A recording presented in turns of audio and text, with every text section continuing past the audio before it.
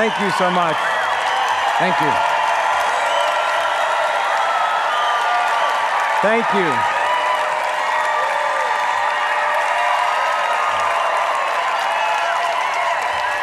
Thank you so much.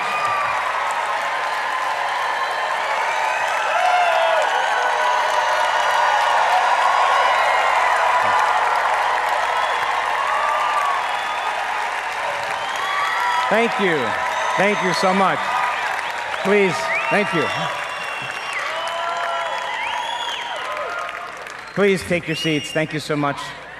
There's a little gratitude in the room here. Thank you.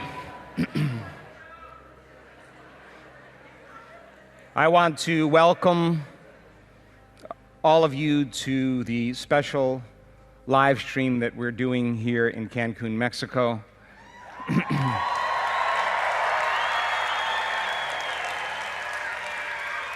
For those of you who are part of our community, welcome to the live stream. Thank you for making time out of your busy lives to join us. Those of you who are new to this work, the same. Thank you so much for taking your Sunday and spending a little time with us. This is our 50th week-long retreat that we've done over the years.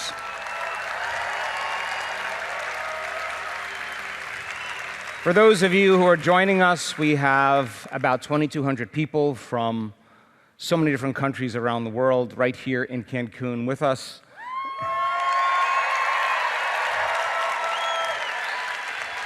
You happen to be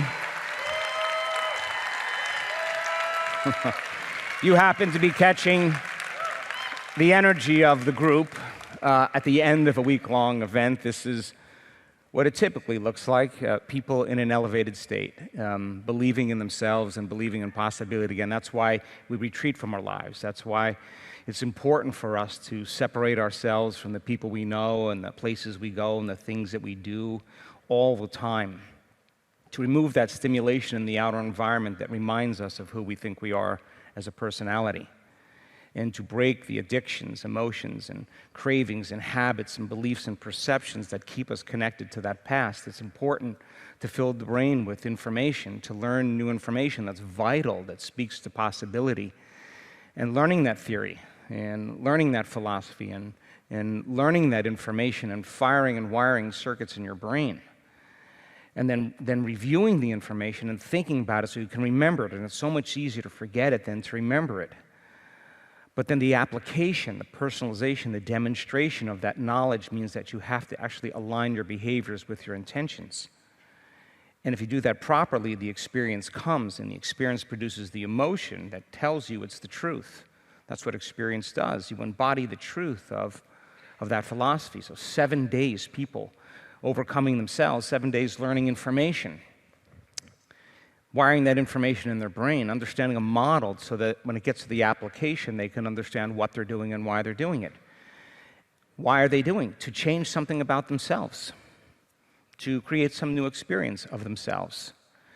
You do that for 7 days over and over again. The side effect of that is in breaking those chemical conditions that keep the body in the past, and the habits that keep us behaving as if we're in the past, and the beliefs that are based on the past. Somehow, the liberation of all of that energy in terms of neurocircuitry and hormones and gene expression, all of that disorder in the beginning, that is the discomfort we experience when we change, if you stay with it, we figured out there's a formula that you could use to begin to reorganize that energy back into order. The side effect of that is joy. The side effect of that is inspiration. The side effect of that is creativity. The side effect of that is believing in your future. The side effect of that is more gratitude, more appreciation, more kindness, more care, more love, more giving. That's, I think, when the divine is born in us. So we have about 28,000 people joining us at this little live stream that we're currently doing right now.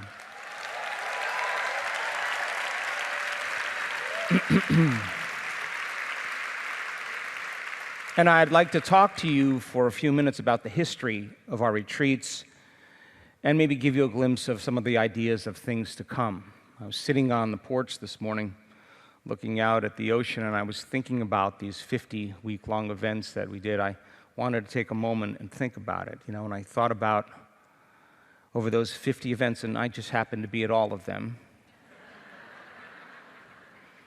I thought about all the lives that have changed. I thought about all the bodies that were healed and made whole again. I thought about all the testimonials of people who stood on the stage and told their stories of transformation. All the people that created new lives, and new opportunities, and synchronicities for themselves. They created that. I thought about all the miracles that so many of us witnessed, really big miracles, and all the teachings that were given, and all the words that were used, and how we're studying and analyzing the words, the language. I thought about all the hearts that were opened and healed, all the minds that were opened and healed, witnessing other people heal themselves of health conditions, the ones that medicine and science had no solution for, and how it changed me, and how it inspired and changed others to heal and change. And we know now from our data that people change people. And just like an infection can spread amongst a community and create disease, we see health and wellness and wholeness be as infectious as disease when communities come together. I witnessed so many paths that were turned to wisdom and healed and overcome, and I thought about all the scientific research that we did in these many, many week-long retreats, and how we've discovered so many amazing things about the science of change and transformation, the science of human potential, and the understanding that the autonomic nervous system is the greatest pharmacist in the world, and we discovered it works better than any drug. I thought about all the stories of people that had created abundance in their lives, millions of dollars from bankruptcy, being in jail, being in prison, in serious debt. I thought about all the mystical experiences and all the opportunities that we created for someone to have an unknown and mystical experiences that so many people have had in our community in this work. I thought about all the souls that came together, the friends that were made, all the loving relationships that have started in this work, children that were born in this work, children that have come to this work, all the businesses that were started from those relationships. But most importantly, I thought about the community of individuals that work together, to prove to themselves that they can become the very thing that they want in their life. And I'm so proud of our community of people who come to week-long events because they do the work. This is a time in history where it's not enough to know. This is a time in history to know how. And during COVID, I discovered that our greatest value that we have is community, and I believe that the future is community. And I never, ever, ever planned on doing any of this. I never planned on doing any of this. I was a happy person in my 20s living in Southern California and at the peak of my life. And I was training for a triathlon with 2 other guys. And the winner of the triathlon would be taken by the 2 losers anywhere in the West Coast they wanted to go for 4 days. So we were training.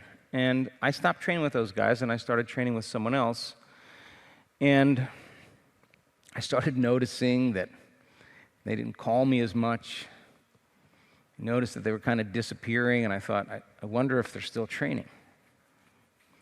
The night we were supposed to leave to go to Palm Springs, they called me. I was in my clinic. They called me just when I had everything ready to go, and they said, we're not going to do the race. And I thought, are you kidding me? They said, yeah, we're not in the shape that we want to be in. I'm like, oh, you mean you were going to lose the bet? Is that what that means? Anyway, I wasn't upset with them, but I was at a critical point. I hung up the phone, and I was like, but what do? Do I just wait to the next one, or do I go? And I almost canned the whole thing. I almost said, I'm just going to go home and whatever. And then there was part of me that just said, man, you really worked hard for this race. You really prepared yourself for it. Whether they go or not, you should do the race. And I got in my car, drove with my training partner to the race that evening. And the next day I was run over by a truck right in the middle of the race, and that changed my life. And what if the worst thing that ever happened to you is the best thing that ever happened to you? At that time, being in my mid-20s and feeling like I was on top of the world, I was broken. And I had studied the spine. I understood its mechanics. I had 6 fractures in my spine, and the prognosis wasn't good. And in the 80s, nobody pretty much said no to surgery. Well, they didn't say it too often. I was facing a lot of health challenges and sensory problems and motor problems. My body wasn't the same after the compression fractures, and they couldn't guarantee that I would ever return back to proper neurological function. And they wanted to do this radical surgery, and I just kept thinking that the power that made the body heals the body. I just couldn't stop thinking that. And I thought, well, there's an intelligence that's giving me life. It may not know how to fully heal broken bones, because maybe that's a gene thing or a mind limitation. Is it possible, if I give it some instructions, if I give it a template, if I give it a plan, if I show it exactly what I want, and be really present and surrender it, my creation, show it exactly what I want, if I kept showing it what I want, would it start taking that and begin to affect my biology? And I thought, I have nothing to lose. Anyway, I went through my own initiation, and to my surprise, it started to work. And I think I was more surprised than anybody would be, because I had put so much of my effort into it, and my mind was untrained. And it would always go to the worst-case scenario in the middle of my creation process. And if I believed that somehow my thoughts had something to do with my life, I was creating the life I didn't want. And boy, it's so easy to default in that way. I had a dark night of the soul and weighing what I knew against what I didn't know. And I knew that no one had the answers to the questions I was asking, or the answer to whether I should have the surgery or not, but me. And it was a really chilling moment for a young guy in his 20s, and I just thought, I'm going to roll the dice. And I did. And when it worked, and I started to feel better, and then I started to believe in it more, it changed me on a very deep level. I couldn't go back to being the same person again, because I was initiated by that experience. I mean, what was I going to be unhappy about? I was just happy that I was alive and on my feet again, and I was training again, and I was doing all the things I was doing. I had no limitations at all. But there was a part of me that was preoccupied with the idea of what happened. The scientist in me was saying, well, how is this possible? If you changed, did you signal new genes and make new proteins? What were you doing there? What happened? And I couldn't find any of the answers in conventional medical and scientific texts. I had to start looking at neuroplasticity and neuroendocrinology and the mind-body connection, psychoneuroimmunology, and really look at epigenetics and what was the latest research. And I joined Medscape, and I would read all the articles, and I was fascinated by the idea. And then I heard someone say somewhere that you can't explain how a cut heals without talking quantum physics. And I was like, what? But it made sense to me, because, what we learned about cells and biology in high school is very antiquated in the understanding that we currently have today. And so I put a lot of time and energy into finding the information to help me understand maybe what I did to have that change. I moved to another part of the world. I changed my life. And I had a lot of time to think about it, a lot of time to study and to read. Then I got interested in spontaneous remissions, how other people healed themselves of different health conditions that they were treating conventionally or unconventionally, and they were getting worse, and all of a sudden they got better. And I was fascinated by the idea that they were producing some effect. And I wanted to know what the cause was that was producing that effect. And I was a Puritan at the time. I had a and I had a perfect diet. I worked out, had a yoga studio, martial arts studio, I trained for triathlons, I was fit. I thought they had to do more yoga, eat better. I thought it was all those things, to take these things, and those were none of the commonalities, to my surprise. But on some level, I intuitively knew it. And I traveled around the world and I interviewed a lot of people to see if I could find out what it was that they were doing. And the one thing I realized is that they were changing. They were breaking the habit of their old self and reinventing a new self. In other words, they reasoned with themselves, I'm only going to live for 6 months, how would I live? Would I live this way if I only had 6 months, or I just live the way I want to live? And some of those individuals took a chance in the unknown. They said, I don't want to be an attorney anymore. I hate it. I want to be an artist. And I saw this man's bronze statues, and they were unbelievably beautiful. And he said, yeah, that diagnosis was, they gave me 6 months to live, and it's 9 years or 8 years. I just became somebody else. I just changed. And so I got very interested in the understanding or how we change and why is it so hard to change. And so many of those people believed that there was an intelligence just like me that was giving them life, that was transcendent of their senses. Whatever you want to call that there was some power within them that they had to take time to connect to.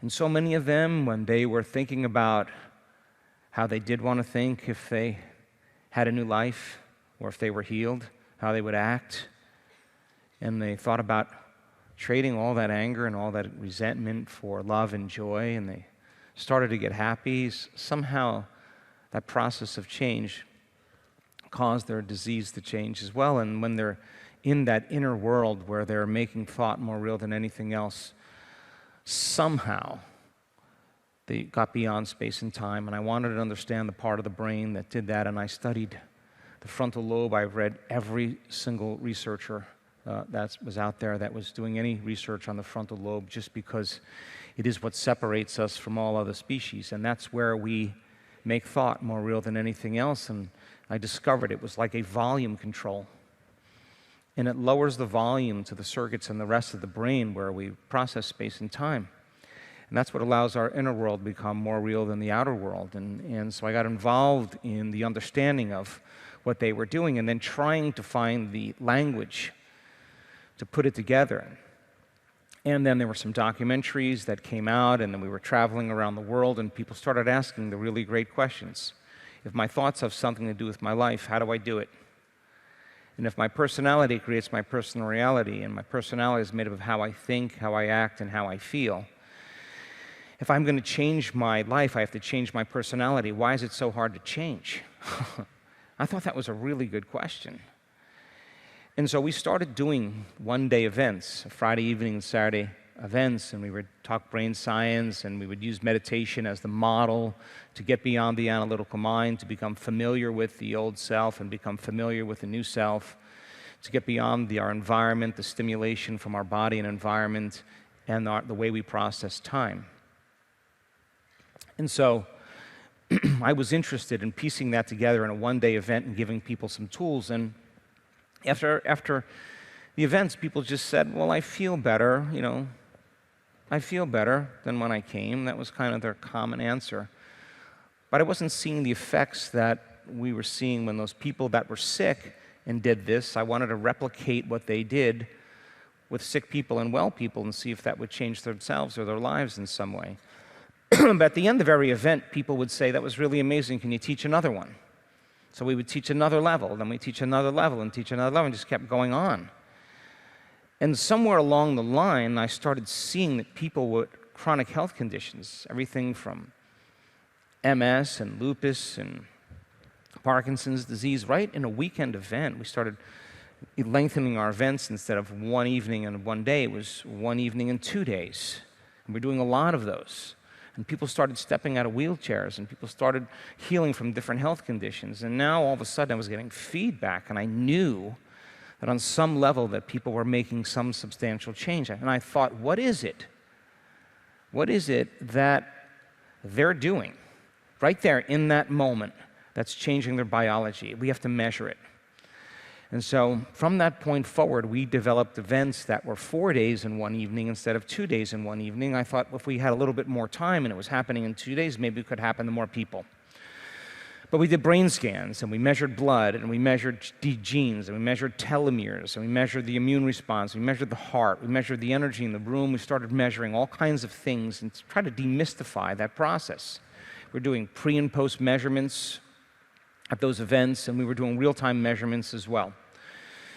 We started discovering these really profound brain states that were very atypical in neuroscience. There was a dramatic change in the person's brain in real time, and that very objective measurement went straight with some person's very profound subjective experience. And the experience seemed to be very similar from person to person because it was a very real experience to them that had a very strong emotional quotient. But that emotion, that arousal, brought them closer to love, brought them closer to joy, brought them closer to freedom. And so the side effect of that for many people is we saw biological upgrades happening right in that moment. There was the disease, and then it disappeared, and we started discovering that we could actually predict that brain state. We could replicate it over and over again. And so when we started seeing the changes in people in 4-day events, the next idea was, okay, why don't we do 7-day events? And the 7-day events were these week-long events that we have done 50 of. 50 week-long events where people from all over the world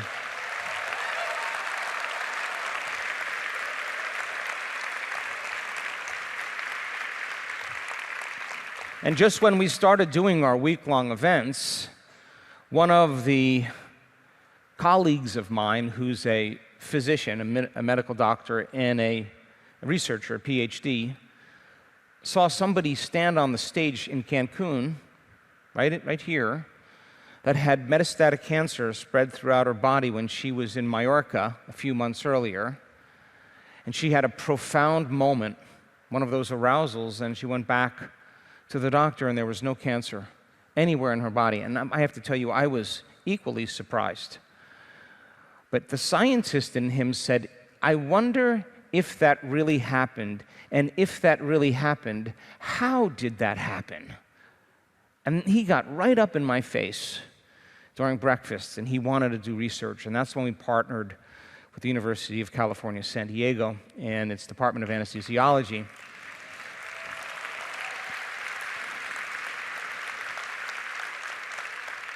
And we started doing very, very serious empirical science in studying people that come to 7-day events. This is our laboratory. This is the lab right here. Get a collective group of people together, get them to think differently, make different choices, do different things, create different experiences, feel different emotions, and become somebody else. Will their biology change, and to what extent? And somehow we've discovered that when people do this properly, whatever it is that they are connecting to that gives them that arousal produces more wholeness in their biology. They're resistant to viruses and bacteria. We have the data to show that. They downregulate genes for Alzheimer's. They produce a natural anti-carcinogenic chemical that takes the energy out of cancer cells. Somehow there's information in that blood that takes away pain and creates joy and euphoria. We've isolated the molecules. There's information in the blood that affects breast milk that causes the breast milk to be pro-growth and pro-life. There's information in the blood that somehow changes the person's microbiome in a very short amount of time, just 7 days. And the majority of people who come to this event, who go through a week-long event, their biology shows that the entire community, almost the entire community, is evolving together. All different types of gene expressions and gene proteins. And at the end of 7 days, everybody's expressing the same genes and making the same proteins.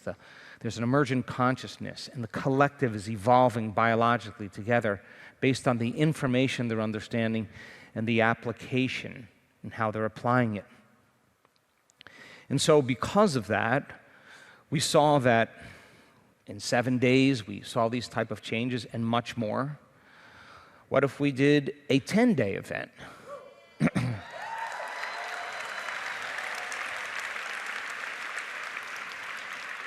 Now, we experimented last year in September.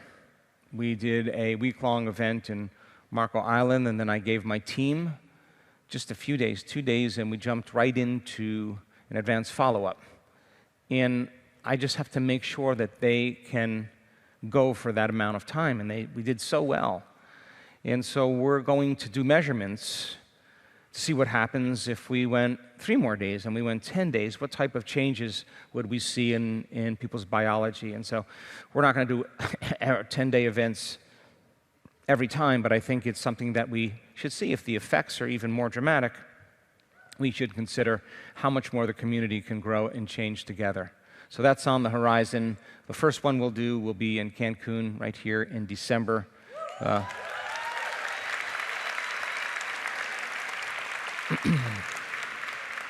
Also, we are so curious when we've seen these type of biological changes in the collective that suggest that they're literally living in a new environment in 7 days. We started to push the envelope to see what would happen if we gave people new knowledge and new information at an advanced follow-up. People who actually practice the work on a regular basis, or almost regular basis. Can we measure their biology and see if we give them the proper information and have them embrace that information by application? Could they begin to evolve their biology in a shorter amount of time? And so what are the effects then that take place? And so every time we do some type of research and some type of discovery happens as a result of that research, we start thinking about research experiments that we never thought about before because we didn't know that it was possible. And I've seen the scientists that have been so dedicated and committed to this work run the same tests over and over again. I've seen so many of them have their beliefs challenged, that the data that we're discovering, they've never seen a pharmaceutical study work as well. They're changing their belief, and the purpose of all of that is to speak the language of transformation and give people the tools to have them go back into their lives and begin to apply this information so they can reap the benefits without relying on anyone or anything outside of them. So today is the final meditation that we do collectively as a group, and it's called the Changing Boxes Meditation. It happens to be the most popular meditation amongst every single advanced student in this community because in a very short amount of time, you can change your state, and if you do that properly, you can change your life in a short amount of time. So I'm going to talk to you and reason with you about how we keep creating the same life where a problem or a circumstance or a condition, no matter what we do to change it, never changes because we haven't changed. And nothing changes in our life until we change. So would you agree then that we're all faced with great opportunities that are brilliantly disguised as impossible situations in our life? And that no organism actually can change until they're challenged. And the greater you become, the greater your challenges become. So in order to resolve some problem or some challenge in our life that's created from a certain level of consciousness or unconsciousness, we have to go to a greater level of consciousness than the consciousness that has created it. Yes or no? All right, so now let's think about this. The brain is a record of the past.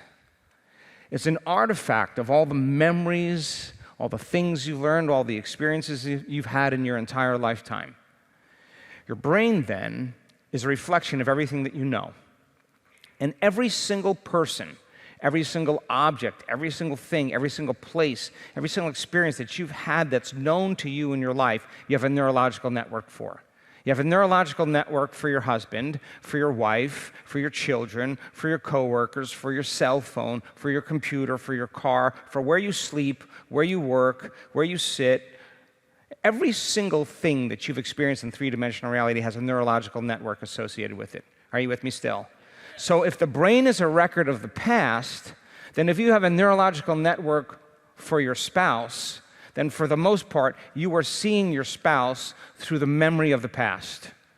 Come on, yes or no? It's in fact that reality is a memory.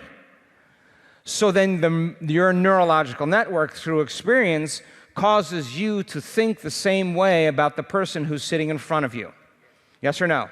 And if a belief is just a thought you keep thinking over and over again, you have certain beliefs about the people and circumstances in your life. Yes or no? And if you've experienced your coworker, or if you experienced your spouse, more than likely you have an emotion associated with them. Yes or no? So then the emotion is a record of the past. And so then the person then, if they have a memory of their spouse, then if they have a memory of their spouse, then they're going to behave a certain way around their spouse. Yes or no? And if you keep behaving the same way around your spouse, it becomes a habit. And a habit is you behaving in your past. Come on, yes or no? It's so automatic that you're unconscious that you're behaving that way. Your body's behaving that way. Not your conscious mind, the body mind. Are you with me still?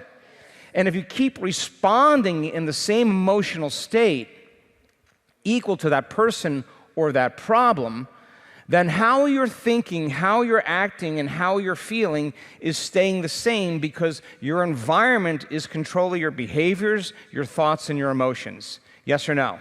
And if your personality creates your personal reality, and your personality is made up of how you think, how you act, and how you feel, if you're thinking, acting, and feeling in the same way, your life will actually stay the same. Yes or no? So the problem that we have in our life, that it is really just a challenge to go to a greater level of consciousness, if we see that problem in our life as something that causes us to have a strong emotional response, the stronger the emotional response that you have towards that person or towards that problem, the more you give it your attention. Yes or no? And where you place your attention is where you place your... So then you're thinking about that problem and that person in the same way. You're feeling the same way about that person, and how you're thinking and how you're feeling is staying the same. Your consciousness, your awareness, your unconsciousness, your energy is staying the same, which means your life should stay the same. Yes or no? And you can hire the mafia, hitmen, the best attorneys. You could have counsel. You could have coaches. You could try to pay them off. You do anything you can, matter to matter, to try to change that condition, and it's not changing because it's entirely possible that that problem isn't changing because you're not changing. And it's your energy that's keeping that problem intact because you're feeling the same way. How many people understand? Turn the person next to you and teach that back to them. If you're watching the live stream, if you're watching with somebody, turn to them and talk to them. If you're watching it and nobody's there, call somebody up and talk to them. Explain that to the person next to you.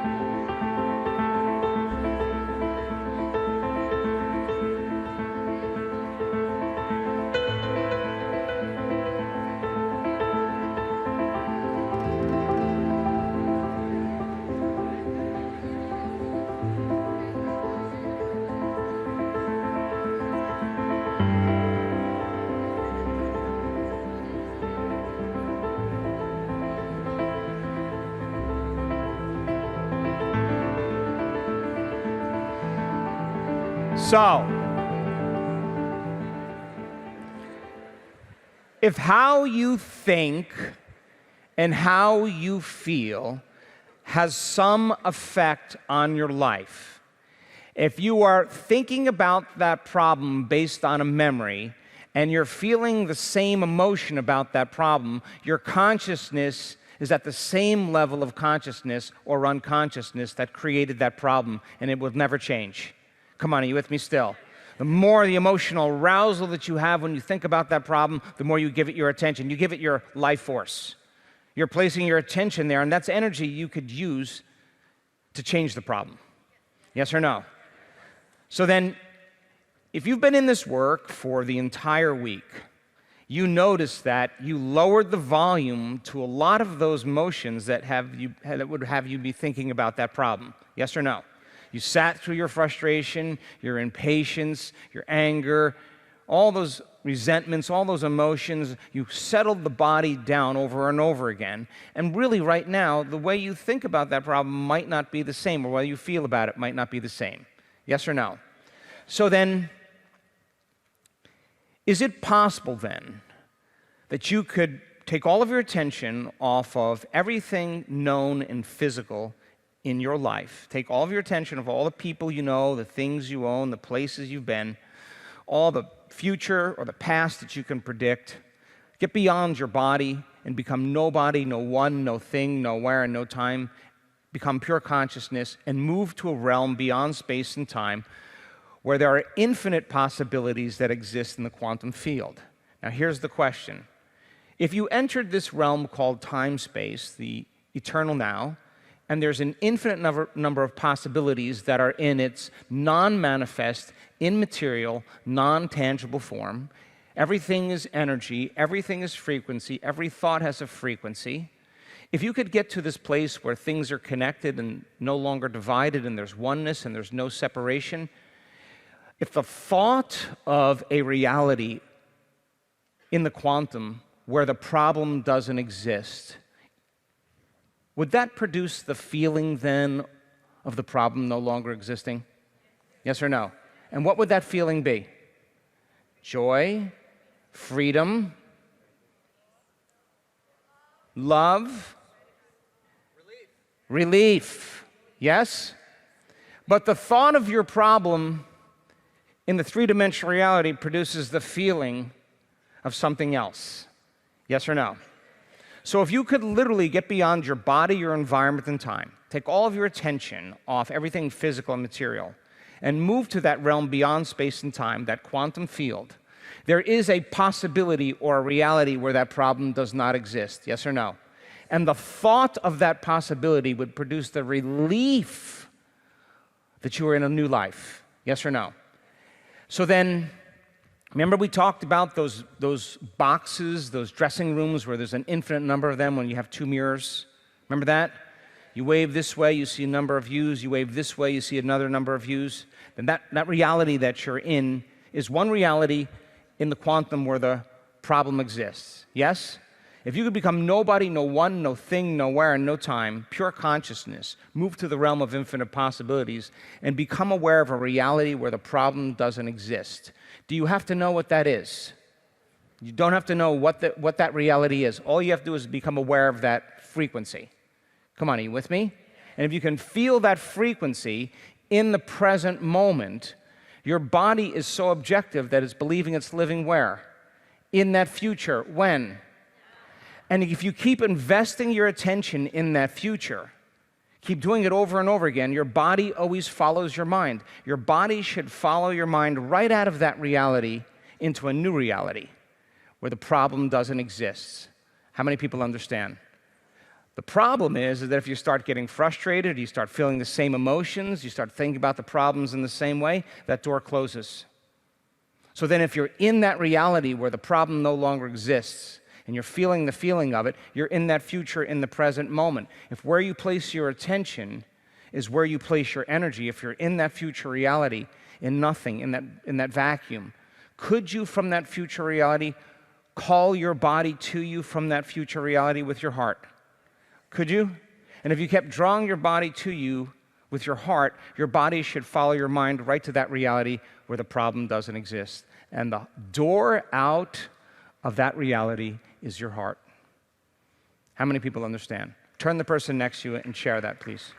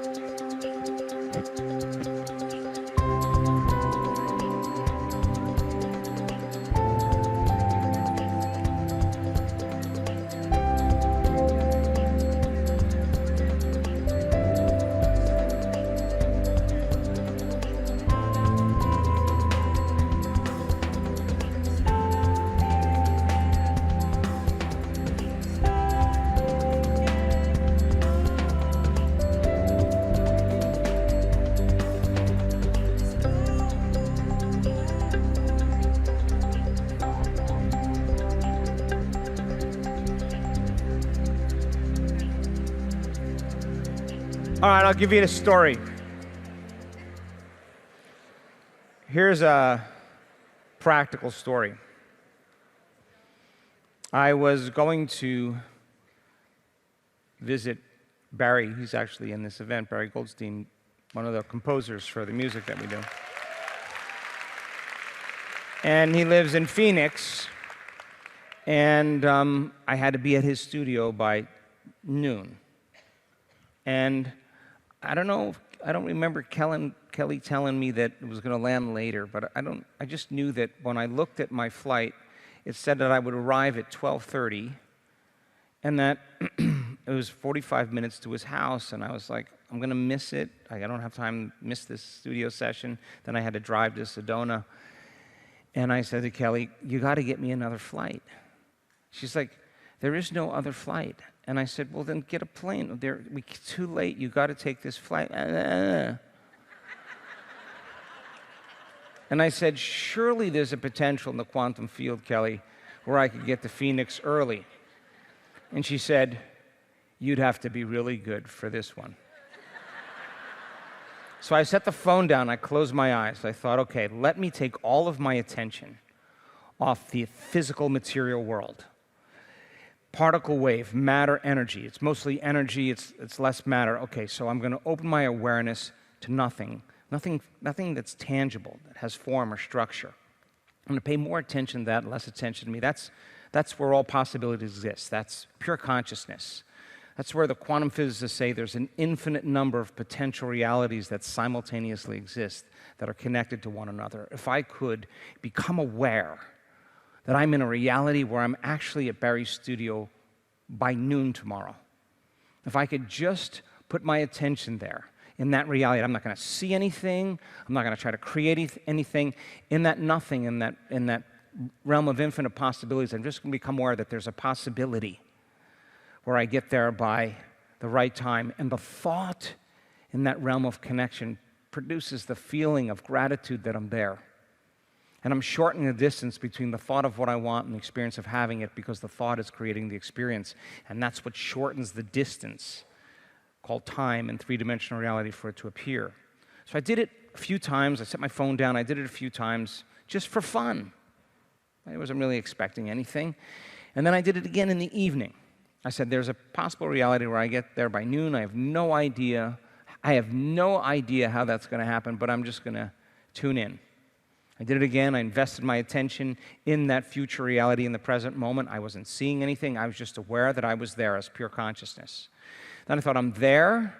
I can feel like I'm there. I'm feeling the gratitude. My body's got to follow my mind. It follows my mind to the kitchen every morning, follows my mind to the car. It's always following my mind, but it's going to the known. I want my body to follow my mind to an unknown, to a new experience. So when I was there, I started drawing my body to me with gratitude. I kept drawing it to me with gratitude. I kept doing it over and over again, so much so that when I thought about going to Phoenix, I felt grateful that I was going to be there on time. And then I just gave up. The next morning, I get an email from the airline that says that the flight has moved up an hour and a half.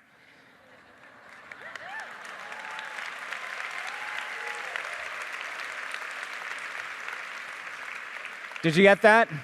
I would have never thought of that. I just would have never, that was not in my thinking mind that it was possible. Did I have to know how it was going to happen? No, it's got to be an unknown.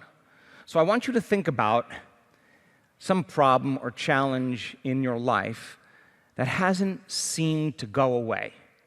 You've tried everything to make it change, anything from your health to your financial situation, to a relationship with a family member or a coworker, or something in your life that's not changing. And I want you to name it as something. Because how you think about that problem or that challenge and how you feel about that problem must change in order for that problem to change. Are you with me still? If you keep feeling the same way about that problem, you keep thinking that same way about that problem, you are moving into your familiar past.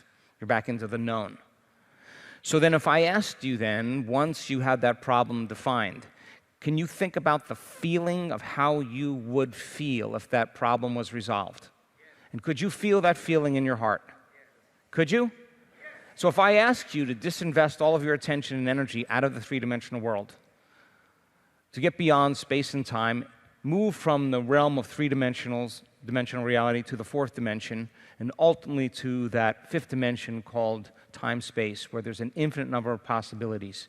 As pure consciousness, could you become aware of the reality where the problem doesn't exist? Could you?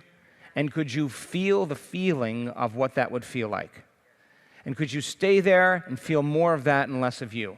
And I'm going to tell you, keep investing into that future in the present moment. And all I want you to do is keep feeling the feeling of how it would feel when it happened.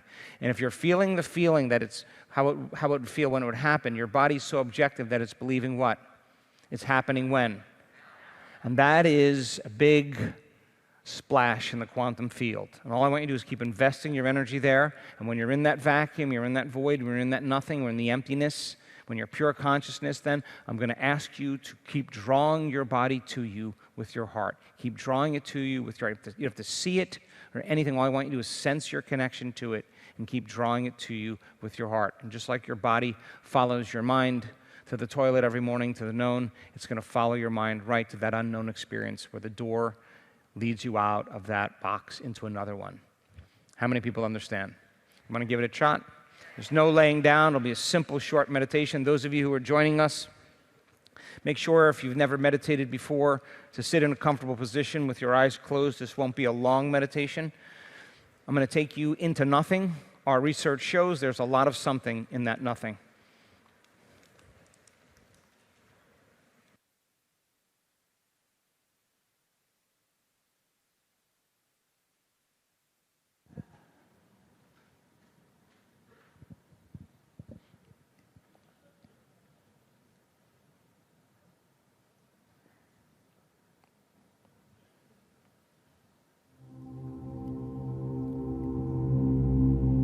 Sit up.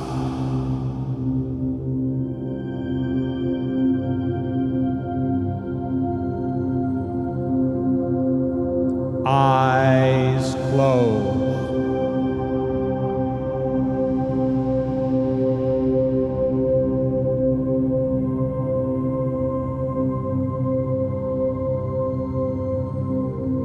Take a breath.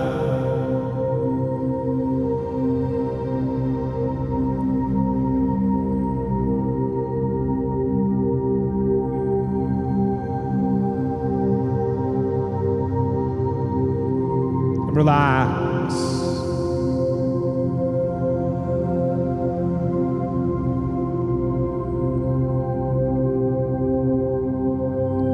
Your body.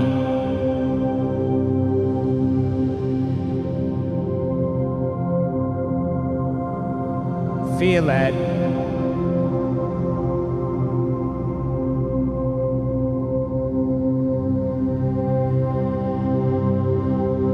And relax it.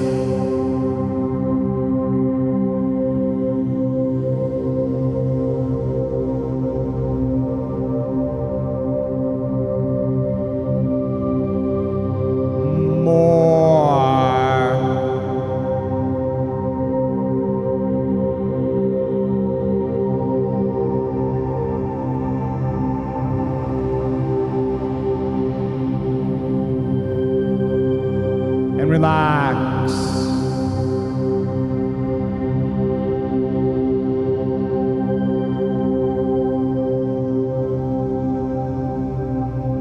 Into nothing.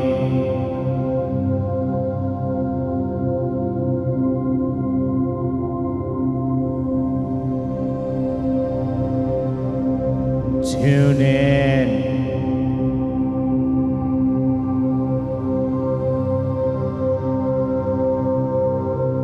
to all the nothing.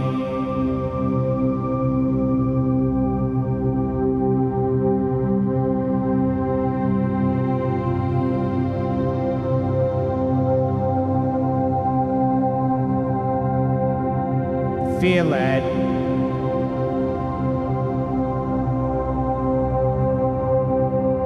All the nothing.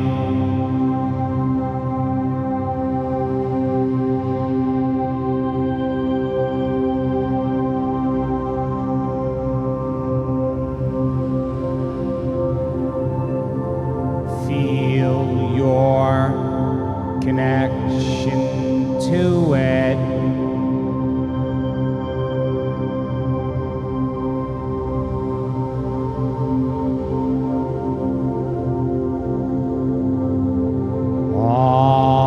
All the nothing.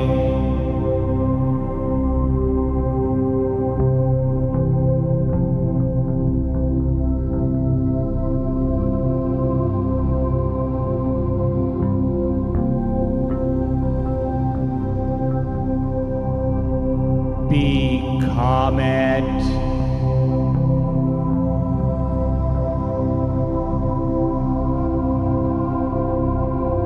Become nothing.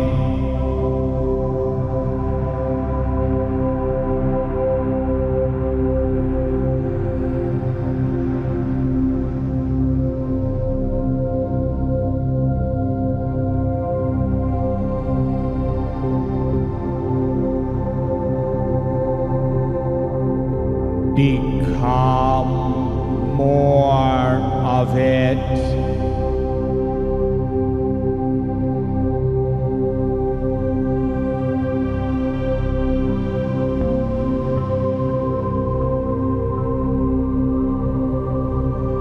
Less of you.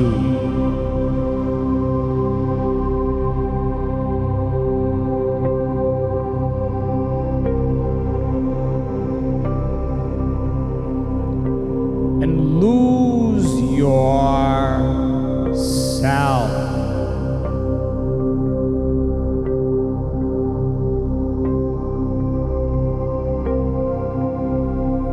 To nothing.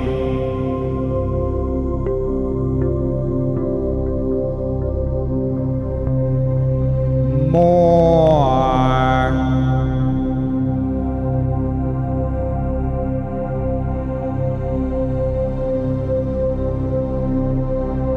aware of nothing.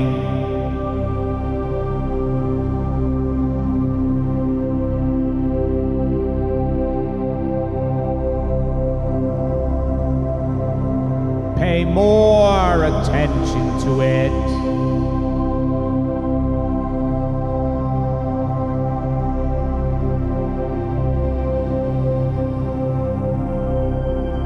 Less attention to you.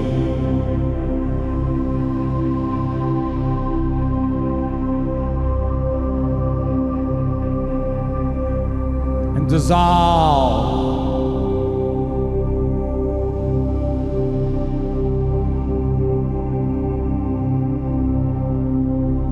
into nothing.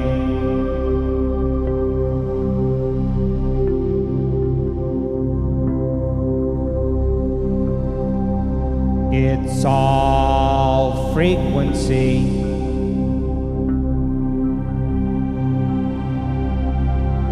In nothing. Feel your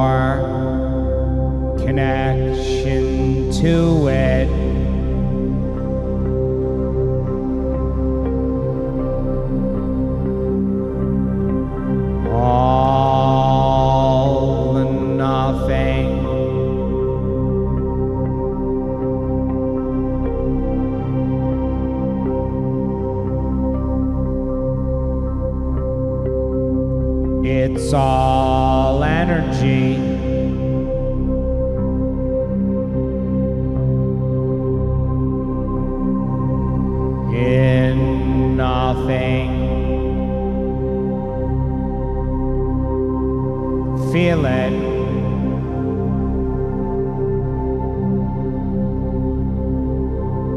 Experience it.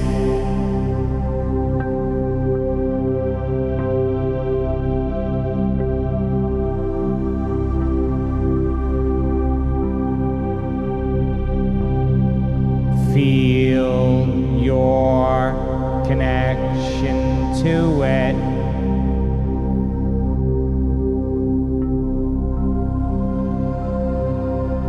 All the energy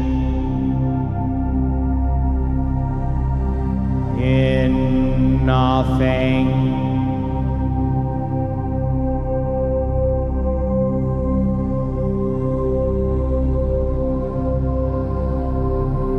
It's all possibilities.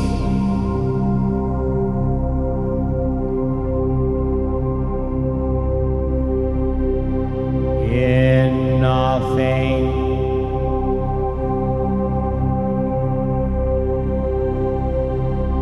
Feel your connection to it.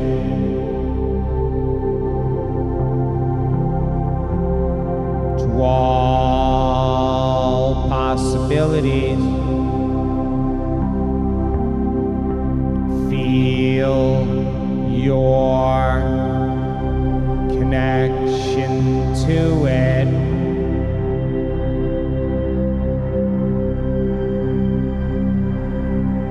In nothing.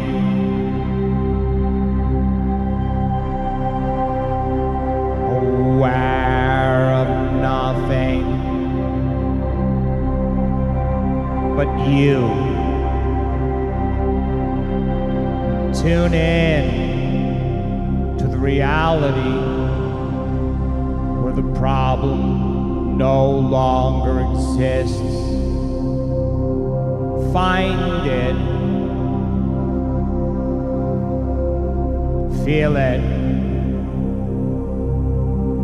Reality where the challenge no longer exists. In nothing.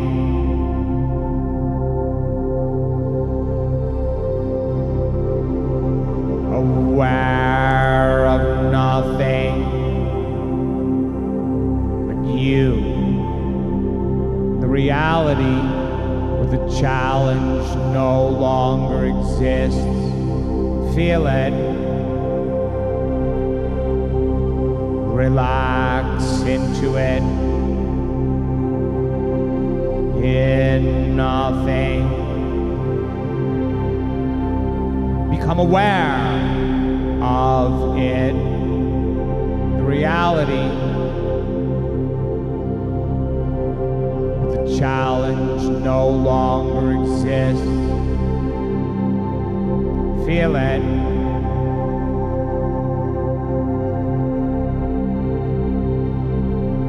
Stay aware of it. The reality where the challenge no longer exists. Feel your connection to it. With your heart, feel it. Fall in love with it. The reality where the challenge no longer exists. Feel it. With your heart. In the reality where the challenge no longer exists. Tune in. Feel. You're in the reality where the challenge no longer exists. Feel it with your heart in nothing but your awareness, the reality where the challenge no longer exists.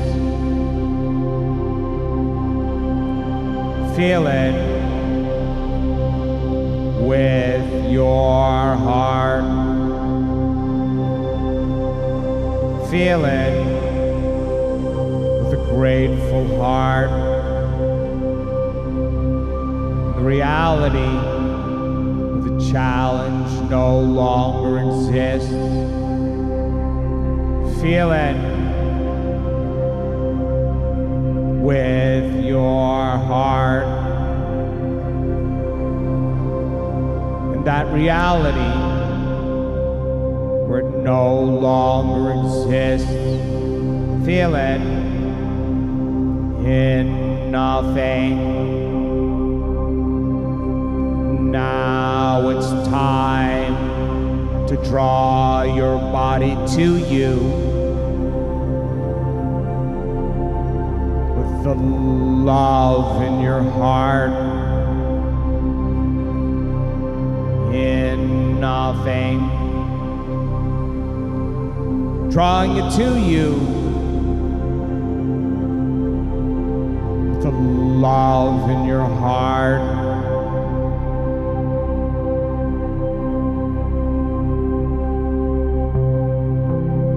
Drawing it to you, the grateful heart. Feel it. Aware of nothing. The reality no longer exists. Drawing your body to you. The grateful heart. Feel it in nothing. Drawing your body to you with a trusting heart. Feel it. Drawing it to you from deep in your heart. Feel your connection to it. Your heart, drawing your body to you,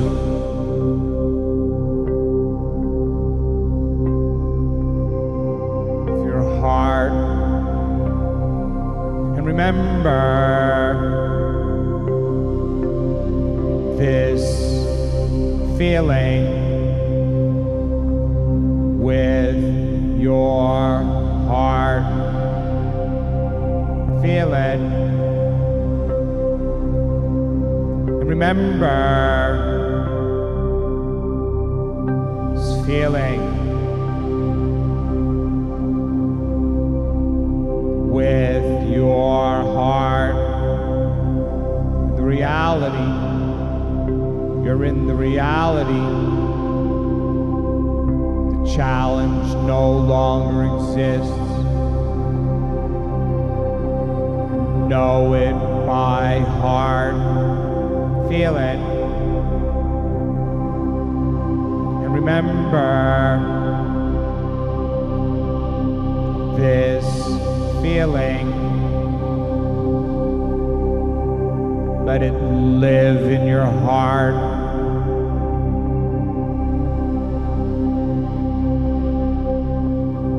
The door to your future lives in your heart.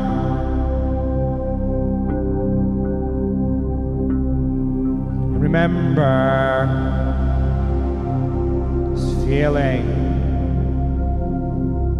It's your connection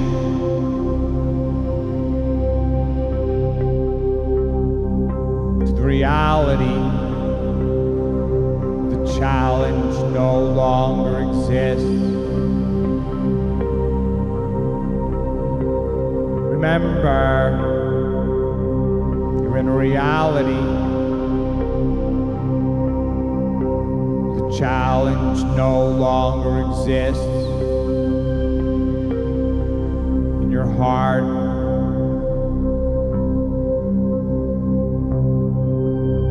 remember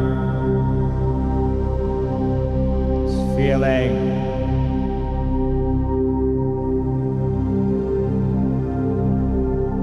Slowly bring your awareness back to your body,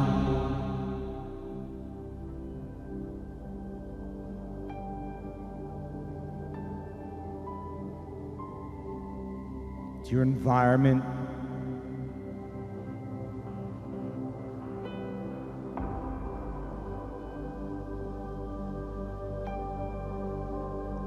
to this time. And when you're ready, you can open your eyes. Come back to the world of the senses. In this space and time.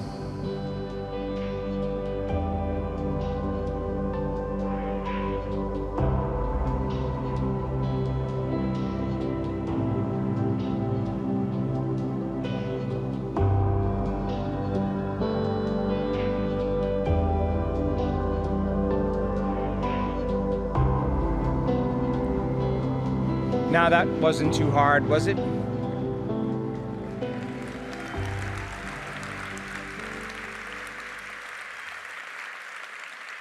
Stronger the emotion you feel, the more you place your energy in that future. Just like the stronger the emotion you feel from some problem or condition, when you react emotionally, you're putting it in the past. Keep investing your attention in that future. If it doesn't happen in 2 days, you're not that good. Keep doing it. Keep doing it. I've worked on things for weeks, and there was just, in my limited mind, there was no solution. There was no solution in my limited mind. But I knew that there was a possibility in the realm of infinite possibilities. There has to be a mind that's greater than mine that knows the answer to this. Keep investing my attention, my energy in that future. Keep living in that reality and then nothing. I keep investing my attention in another one of those boxes, another one of those dressing rooms. Keep putting it in there. Keep putting it in there. My body's going to follow my mind right to that reality. Keep doing it over and over again, and the door seamlessly opens. I've had it happen where I've scratched my head and said, why didn't I think of that? Because that was in my known. How many people understand? Very popular meditation, easy to do. We have the Changing Boxes walking meditation now that I just finished, and I'm going to release it to the world. That's why we are doing this live stream, because I think that, here's an example. I have this young kid who's a baseball player, and his mother is a really, really important person in our work. She runs the Give to Give Foundation, and she's a very, very cool person. And her son's like a college kid. He's a baseball player, and he gets in his head, and he's a very talented kid. And she asked me if I would talk to him and work with him, So I talked to him, asked him a bunch of questions, and then created this little mini meditation for him. And I said, dude, just do this every day, before you go out there. Just remind yourself, and just created this wonderful thing. Never meditated before. 2 weeks later, I get a text from him. He's like, hey, Dr. Joe, my whole team's doing the Changing Boxes meditation. I'm like, oh my God. Boy, did we take a leap from mental rehearsal to changing realities. I want the world to have the opportunity to have the Changing Boxes meditation. Barry did an amazing job on the music. It's one of my favorite pieces. And we released it in the follow-up in Dallas. We'll release it again, Washington, D.C. For those of you that are coming, we'll release the Changing Boxes walking meditation. But it's a great way to open your eyes and remember you're in that reality. There is infinite number of realities, and we can close our eyes, and if we truly connect to that invisible field of information, when we come back and open our eyes, we should be in another reality that looks just like the one we left, but something's different. And if you keep doing that every day, it keeps changing. That's the name of the game. So Changing Boxes Walking Meditation is available. You have the 20-minute Changing Boxes sitting meditation, and when I cut the meditation, the first one, I didn't know it was 40 minutes long. My team told me it was 40 minutes. I said, what? I got carried away there. So we made a 20-minute version. It's easier. I use it all the time. It's a great way to go from one place to the other. But when you open your eyes, you got to remember, you can't think and feel about that problem in the same way because you just return back to the same personality that created that same personal reality, the same level of consciousness that created the problem. You got to go to a greater level of consciousness. Becoming conscious of a reality and feeling the energy and the emotion of it changes your consciousness. And if you do it in a realm where there's infinite possibilities, somehow energy slows down into matter and it appears in your life. That's the name of the game.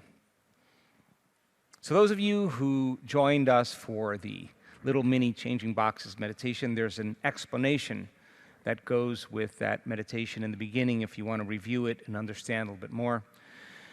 I hope you enjoyed this little tiny glimpse into our retreats. If you haven't attended one yet, please feel inspired to join us. The week-long retreats are probably our most popular retreat that we do for the world. We have a little room in Dallas in August. Dallas is August 18th to the 25th, and then I think, let's see, there's after Dallas, what's the next one? Denver? No, Denver's Nashville. I'm sorry. Nashville is from September 15th to September 21st, but those are available for people who are interested in coming to a week long. There's still some room there. They fill up pretty quickly. Those of you here that want your family or friends to come, those are ones that are still available to you. We will be hosting the 10-day event here in Cancun in December. Stay tuned for more details around that. I'm so excited to finally share the details on the availability of the new documentary that we've just completed that's based on the scientific research that we've been doing. The documentary is called Source, It's Within You, and it really is a great way for people who are in this work to pass on to their family and friends so they can say, this is what I'm into, because it's not easy to explain. And it's a great way to meet information to see that you can no longer call this pseudoscience. So I want to play the trailer for you. It's called Source, It's Within You. Here's the trailer.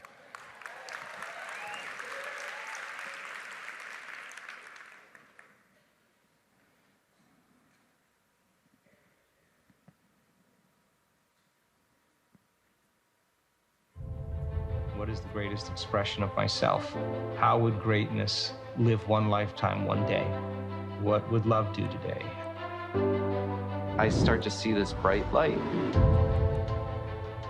And I was just so in love and feeling this joy. My whole body was just shaking. The amplitude of energy in his heart and the frequency he was able to create in his body was profound. I felt this overwhelming sense of love filling up my chest. It was pure love, pure bliss. I just had a moment of trust. I was just trying to let go and let it happen. I had come to the realization that was energy. Every single cell in her body is being touched by a greater frequency. When a meditator goes into their meditative space, the brain electrical activity leads to a dramatic change in the cell biology behavior of a neuron. There's a resonance taking place in the brain. There's more order. Something truly remarkable is happening to people in this work, and we are able to measure it scientifically. It's not just one. It's happening over and over and over again. If you look at science, this is precisely, I think, how we have evolved as a species. My hope is that we'll finally push the needle on the next phase of health and healing for humanity.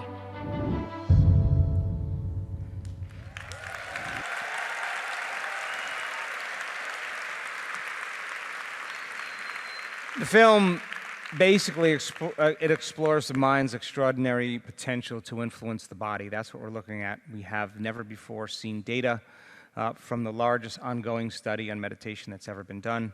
And the research is being conducted by a group of very dedicated scientists, and we're publishing papers as a result of it. And the Inner Science Research Fund is hosting a free worldwide online screening between June 21st and June 23rd this month. So that's pretty soon. So just go to sourcethefilm.org and to access the film in English.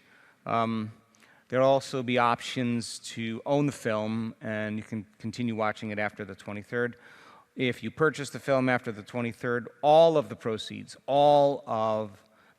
go to the Inner Science Research Fund, which is a nonprofit organization that's dedicated to funding studies on the biological and physiological effects of the human body. And share it if you want, and let people know about it, and it'll be available during that time. So let's say goodbye to all the people that have joined us from around the world, from different countries. Thank you for joining us.